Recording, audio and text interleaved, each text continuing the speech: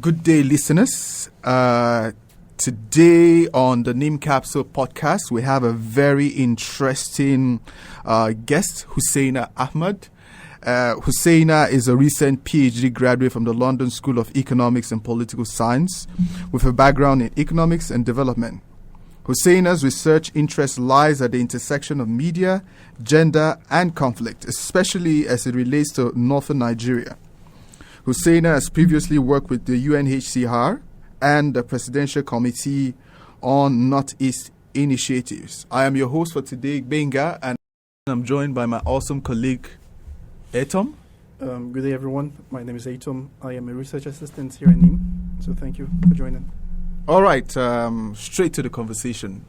Husseina, like I said earlier, I've gone through your research work, at least the summary, and I must say it's really, really amazing work. Timely work, answers a lot of questions. But for those who are listening and who obviously don't have access to this material, haven't laid their hands on it, could you just briefly give us an overview of your research and the focus on Northern Nigeria in the context of Boko Haram conflict?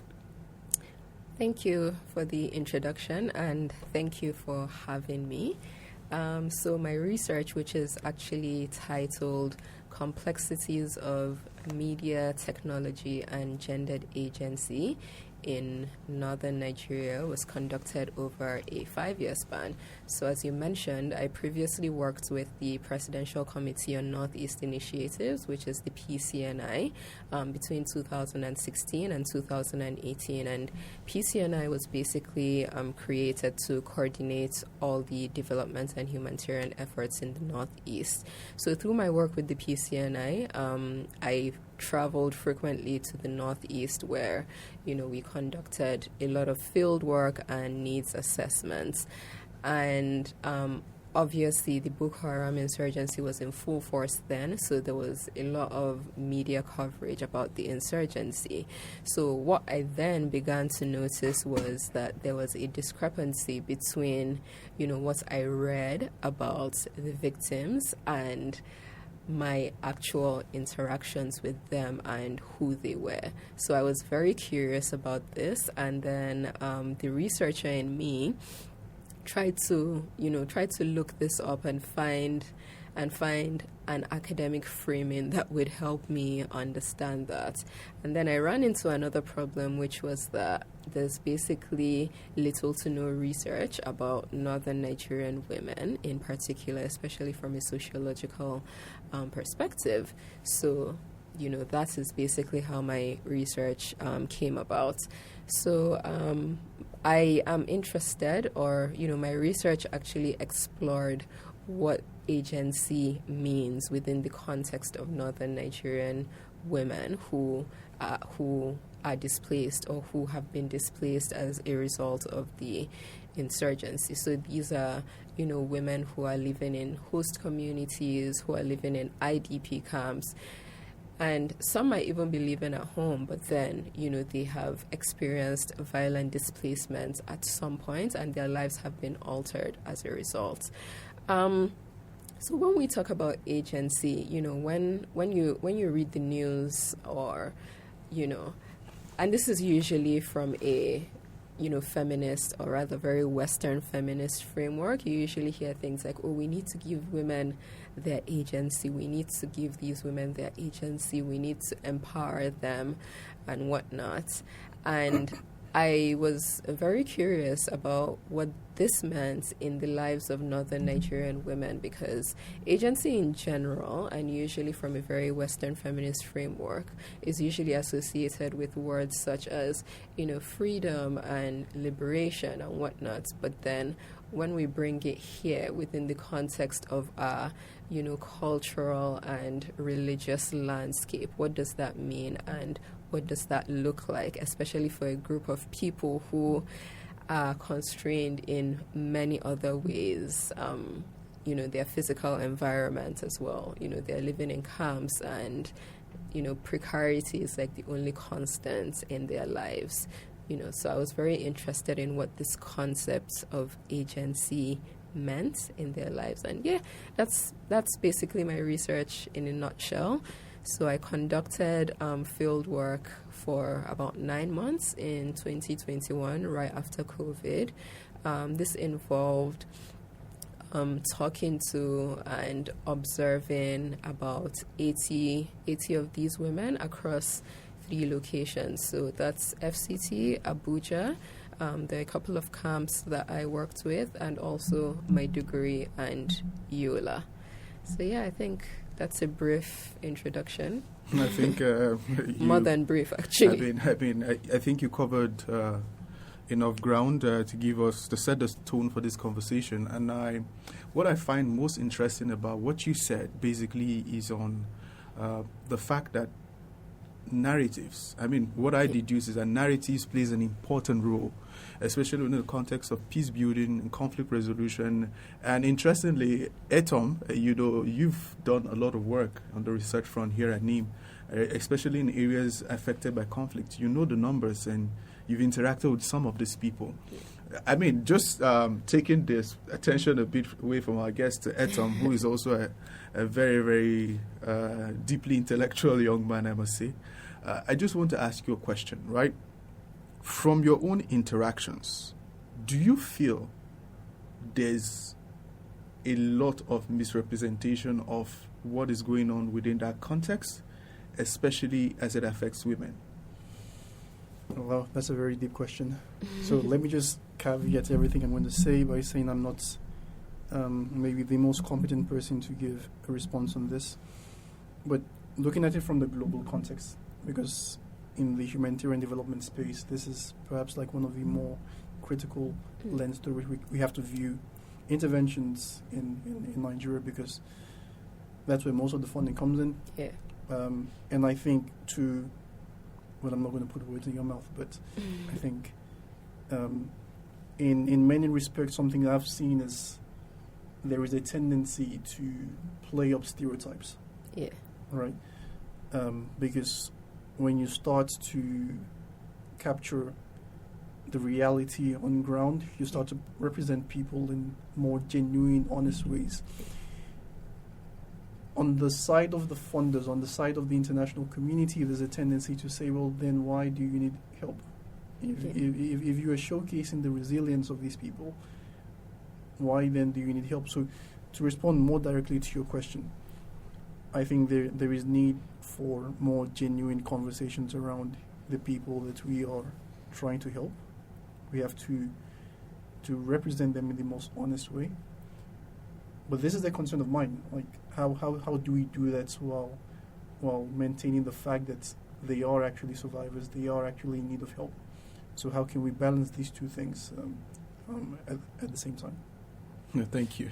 Thank you. Yeah, so I think just going off of what you said and also the question that was asked, I'm not sure if it's so much about misrepresentation, because yes, in so many ways these people are victims, but it's about the single story. We never get a full and complete picture of their lives. We only see them as, victims who are in perpetual need of help. And while that's true in so many ways, but then what about the other aspects of their lives that are also equally as important? And I think that has a very direct effect on the type of interventions that goes back into the region. Because if you really want to help someone and improve the conditions of their lives, you can't do that without a holistic understanding of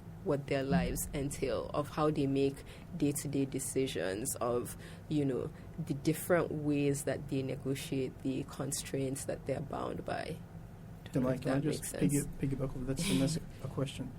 So I think something that's fantastic that's going on right now in Nigeria, specifically in the context of Northern Nigeria, is there's a lot of focus on interventions regarding GBV. Yeah. And this is because there's a lot more elevation in the conversations around women. Yeah. So there are studies concerning agency, and that's what we're talking about today. Okay. The more pronounced the perception of one's agency is, the less likely people are to sympathize with them. So if we and this is a good thing, but I'm looking at it from like point of concern. Yeah. If we pronounce the agency of women living under these conditions, are you concerned that not only Nigerians but the international community might develop less of a sympathy for their needs? Okay, so first of all, just to clarify, so in my research, I think one of the things that I'm actually adamant about is, how we define agency and how we understand agency. So I don't look at agency as, freedom in the absolute sense, as, the absence of constraints. That's not how I look at agency. I actually argue that agency is something that every single person has, regardless of their conditions. And I look at agency as a tool that people use to navigate their realities. So like the women who I interviewed and probably the victims of the gender-based violence that you're referring to, yes, they are living in situations that are not ideal, but then that doesn't make them less agentic than any other person, because if you really observe them, if you observe their day-to-day lives, there are many ways that they use to navigate that situation. So I think it comes down to the point that just because you say that someone has agency, it doesn't necessarily mean that they're free, they're liberated.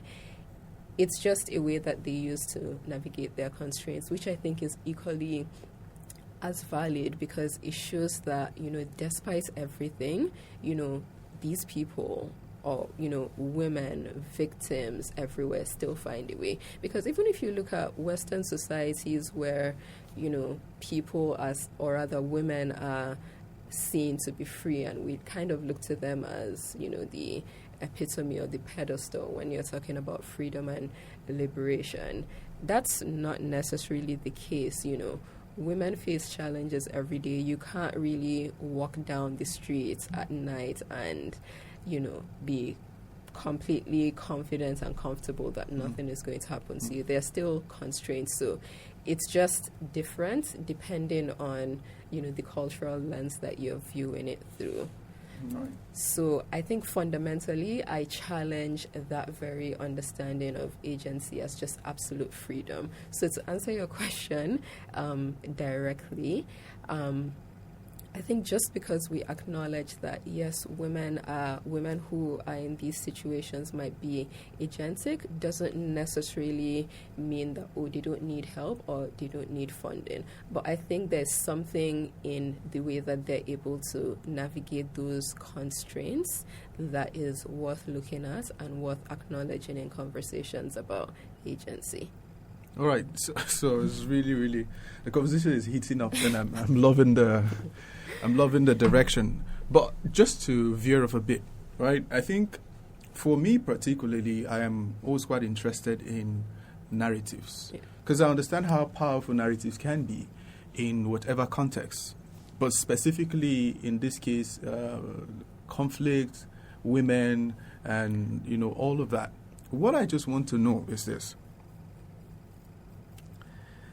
Intentionally including women and girls as their voices, do you feel if we're more deliberate? Because if there's anything I've observed is that, when we have peace building activities, be it dialogue, early warning meetings, community engagement, stakeholder engagement, what I really observe more often than not is that there's always a mass representation of men.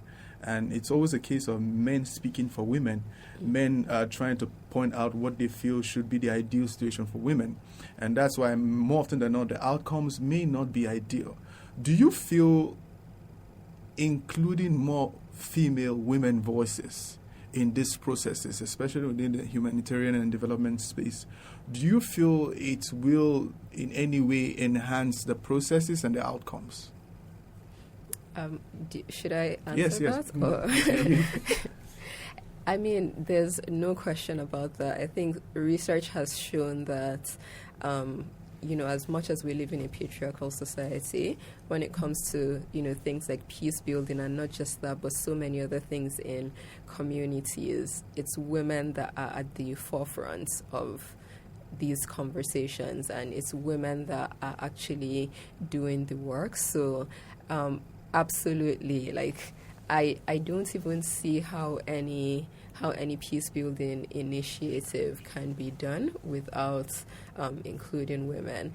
And yeah, you might go to a society, you might go to a community and say, oh, I'm interested in XYZ that has to do with peace building, and just by the nature of the patriarchal society that we live in, it's more likely that it's men who will be at the forefront. But I think the ethical and responsible thing to do for any party who is leading that intervention is to actively seek out the women and speak to them and hear what they have to say. There's definitely no question about that. All right, so just before my colleague, I'm sure he's eager to ask a lot of questions, but just before he throws his question on the table, just picking up from the point you stopped, this is the ideal situation. Women ought to have a voice. Now, of course, there are certain constraints, right? It could be ethnic constraints, it could be religious constraints, which, of course, may limit how much of a voice women have. Do you feel we are at a point where we are gradually overcoming these constraints, or at a point where we are finding our ways around it? If this is the case, or if this is not the case, what do you feel could be done to make things even easier for the Nigerian woman? So, first of all, I'm just going to... I think you started with, women ought to have a voice, and I think a direct response to that is, women do have a voice. Like, everyone does have a voice, and I'm just going to draw on one of my professors, Nick Coldry. So he does work on voice, which is very good for anyone who is interested in, work on voice. And there's a line from his book that I read a few years ago that has stuck with me. And, he says everyone does have a voice, but we need to enhance the architecture of listening to be able to hear these voices. And when you talk about women in Nigeria, specifically Northern Nigerian women, there are ethnic and, or rather cultural and religious constraints that might hinder, say, journalists from being able to talk to women, especially in the North. And, that's something that came up in my expert interviews with journalists, who a lot of them said that, they weren't able to access or speak to these women because of, religious and cultural constraints. However, there are definitely ways around that, and just before I get into that, that directly points to issues in the larger issues in the media space. For example, the fact that we don't really have a lot of women who are active in that space. So that's one of the ways that that could be improved, because the truth of the matter is that there are certain conversations that women will be able to have with one another that, they would not be able to have with men. So, having more women in that space, having more women conducting research, actually going into the field, that could be one of the ways that we could perhaps make up for that. Sorry, I forgot the other question that you asked towards the end. So the question was, in a situation where these voices are, maybe we are not properly navigating, or we don't have a clear pathway where women can actually express themselves due to these constraints, what measures do you feel societies, communities can put in place to make it comfortable for women to actually speak on issues that concern them? Yeah, okay. So I think just going back to my previous point, which I believe answers that question, just having more women in the media space. And I feel like there also has to be a concentrated effort by organizations who are working in this space to provide platforms for women to be able to speak and actually speak by themselves, not someone else speaking for them, or someone else telling their stories. Actually having spaces and platforms where these women themselves can come on and share their stories in their own words, in their own voices, and we can hear directly from them rather than from other parties. I think this is necessary at the grassroots level, especially, and I think this is crucial when it comes to reporting, because if you just think about, the famous, Chinese whispers, when something goes through 1, 2, 3, 4 sources, obviously the story changes, and everyone else has their own lens through which they interpret things through.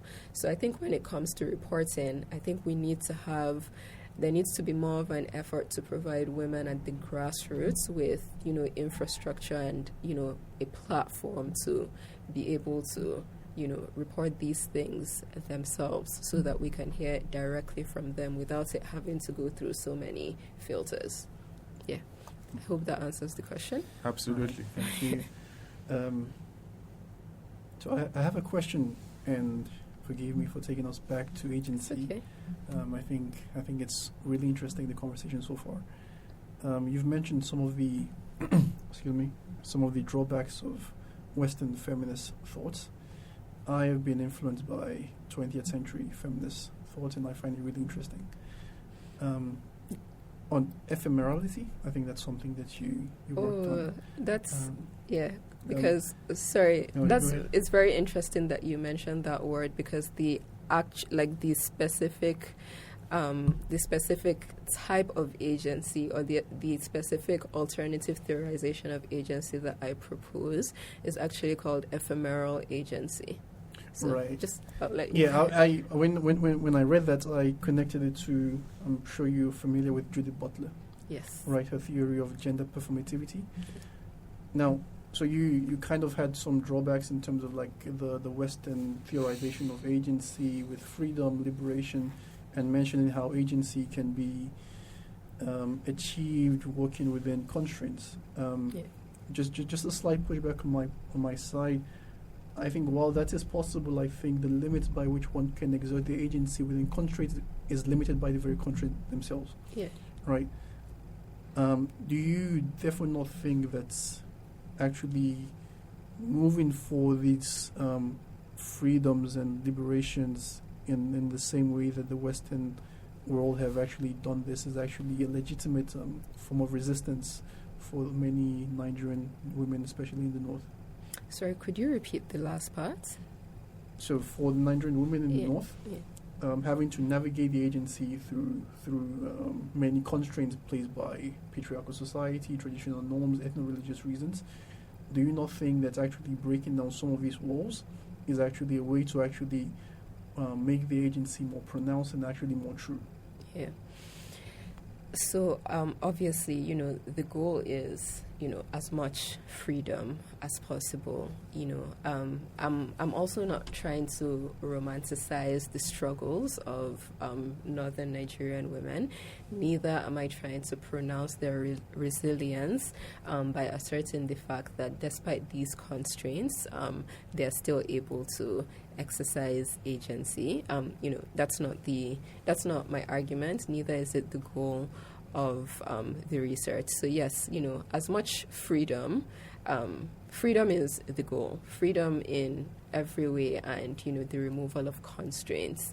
So, however, to answer your question directly, so when we look at our societies, right? There's no argument about the fact that we're bound by culture and we're bound by religion in so many ways, and this looks different for so many other people.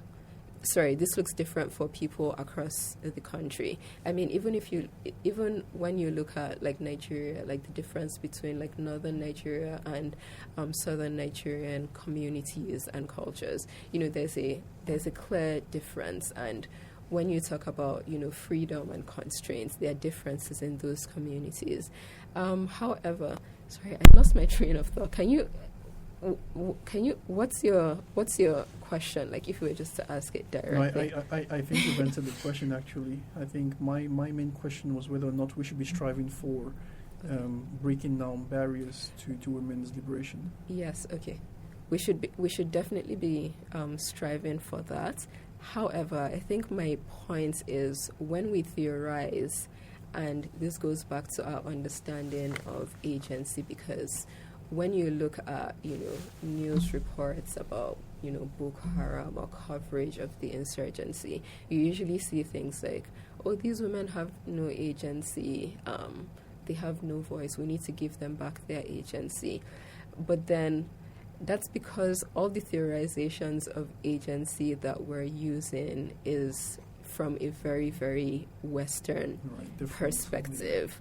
Why are we not? So my question basically is, what happens when we theorize from our own realities? What happens when we theorize from a place of, okay, this is where we're at now, and these are the constraints that we live by, What happens when we understand agency from that perspective rather than when we understand agency from a very Western-centric perspective?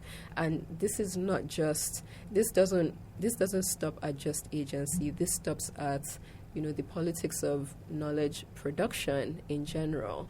This goes back to conversations about, how do we create knowledge about ourselves? How do we create knowledge about our communities and our societies from our own realities within the context of our own, history and our political realities, rather than always looking at the West as a benchmark for measuring ourselves, basically. I think, just to jump in there, I think this is one, while you were speaking, I could almost see Dr. Fatima Akilu speaking, because if you follow her works, if you follow her speeches, she's always particular about homegrown solutions, right? So over time, we've always had interventions tailored with a certain mindset from the West coming here, and that's why they don't work. you just sounded like Dr. Akilu, because they are designed using a framework that may not directly address the root causes of these issues, right? And just tying it into all of this discussion, you look at the challenges faced by the women in Northern Nigeria. You look at the fact that she said that they do have voices, but are people listening?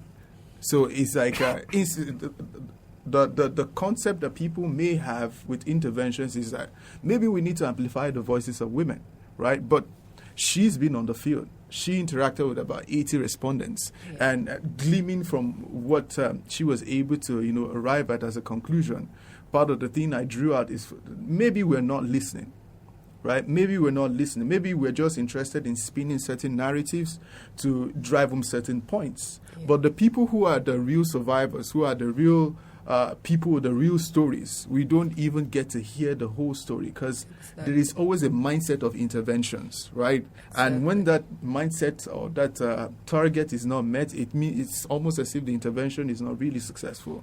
So I think I just want to ask a question. I think I'll throw it to both of you, right? The question is just basically on, just going down to girls, right? So I want to know, is there a way, because obviously some of this concept that we're trying to drive home may be a bit belated for some categories. You look at the conflict in the north, not just the northeast, across the north, even in other parts of Nigeria. Yeah. Do you feel there are currently programs or interventions that actually train young girls on how to use their voice? And also, do you feel, maybe Etom, you answer the second question, do you feel, as a man, as a person in the developmental space, do you feel we're listening enough? So I'll start with the question to her. So the question is, do I think that there are current programs that interventionist address... programs, yeah. Yeah. So to be honest, I mean, in the past couple of years, just with finishing up my PhD and whatnot, I am not as plugged into the Nigerian development and humanitarian space. So I wouldn't say that I'm aware of every single thing that's going on, but definitely during the course of my field work, there were so many grassroots interventions that I thought were fantastic at doing that. And the funny thing is, these are not interventions that were or are funded by the big organizations. These are interventions that are led by the women themselves and grassroots organizations, like very, very, very small grassroots organizations within the communities. And at the end of the day, I find that, or rather what I saw was that in terms of making a difference in like the day-to-day lives of people, I think, and in terms of like long-term solutions with value chains, I found that those types of interventions that are done by the community themselves were the most effective, because they have that understanding and they're actually within the community. So there's that passion and a drive to keep these going. That's really interesting, really interesting. Etom, you want to respond to my question? Yeah, so I'll break my response into two. First, like the reason for optimism.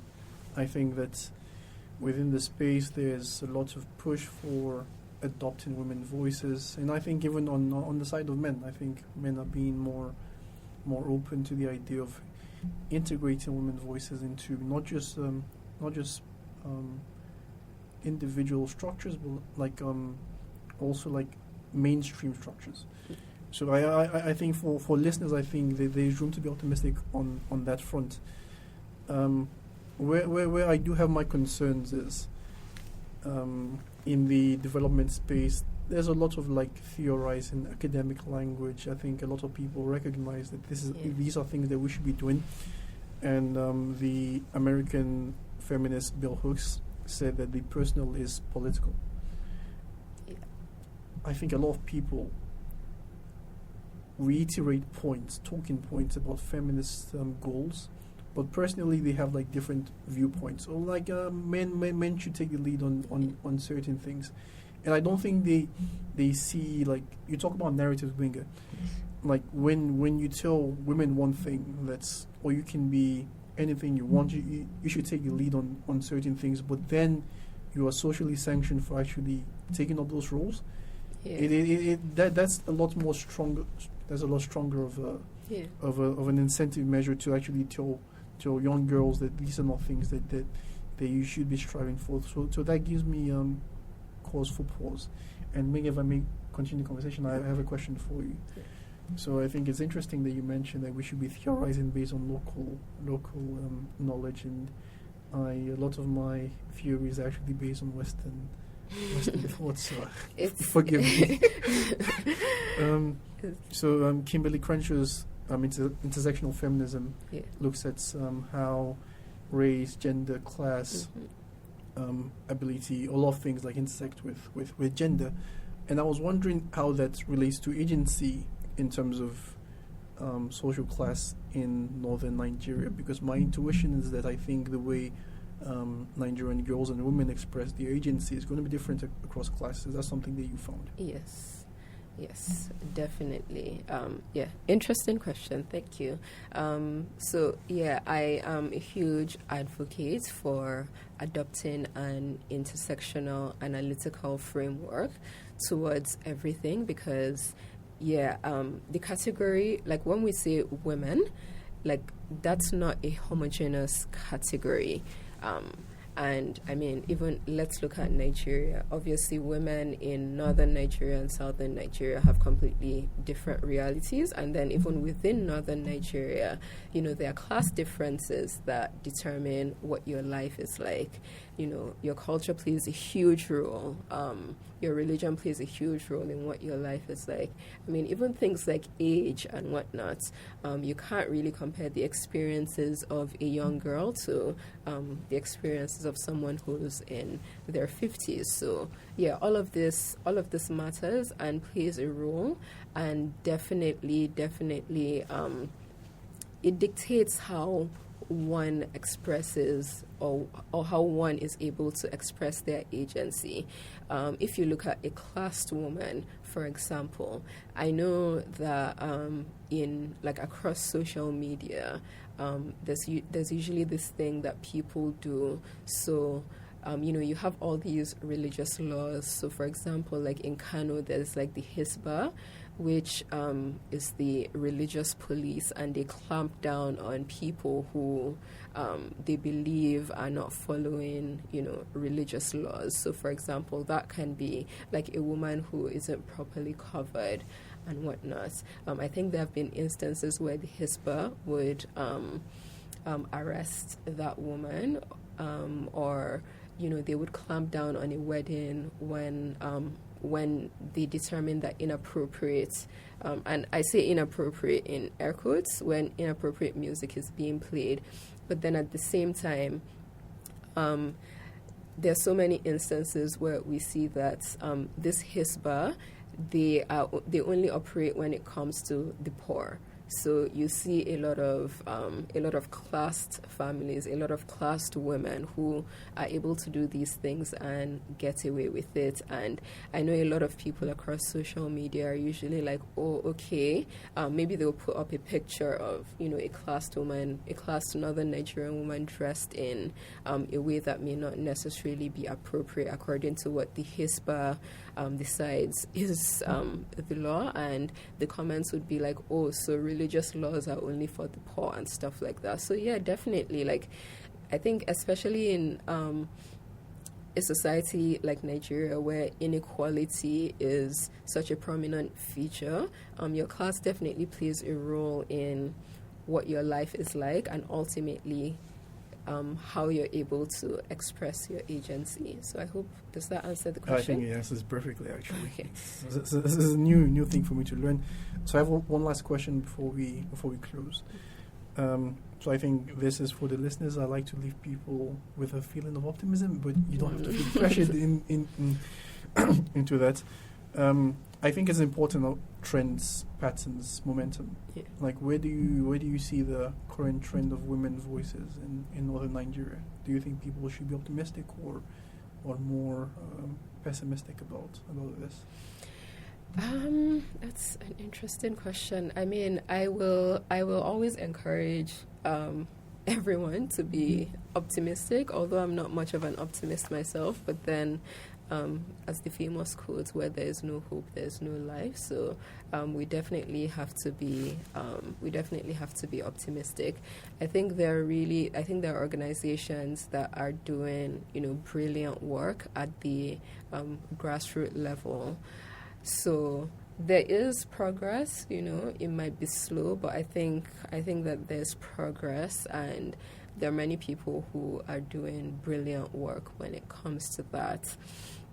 However, obviously we live in a capitalist society, and money and the big donors and the big organizations kind of control all of these things, especially when it comes to interventions, so yeah, there's still that challenge, and a lot of it is external, and yeah, so there's still that challenge. But I think at the end of the day, I definitely advocate for indigenous knowledge, theorizing from the ground up, participatory approaches, and actually developing an architecture of listening, actually listening to the people that we're trying to help, and not just listening as in hearing them speak, but integrating their voices into solutions.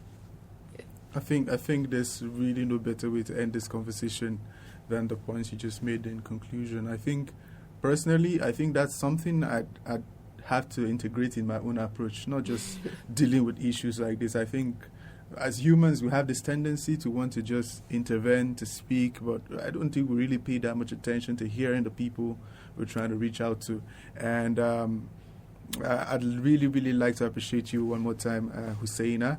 It was really, really nice having you on the show.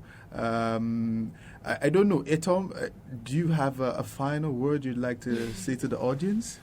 To the audience, more specifically to Ms. Hussein, I think having you on the show has been fantastic. I really hope that a lot of people found the conversation accessible, because there's a lot of more theorizing going on. But I think based on what we're trying to achieve, I think it's really, really fantastic. So thank you for coming on. Thank you for having me. It was an interesting conversation, and thanks for having me. All right, thank you. Once again, we've had on the show Husseina as our special guest. Supporting me in this conversation has been Etom Ebono, a research assistant here at NIM.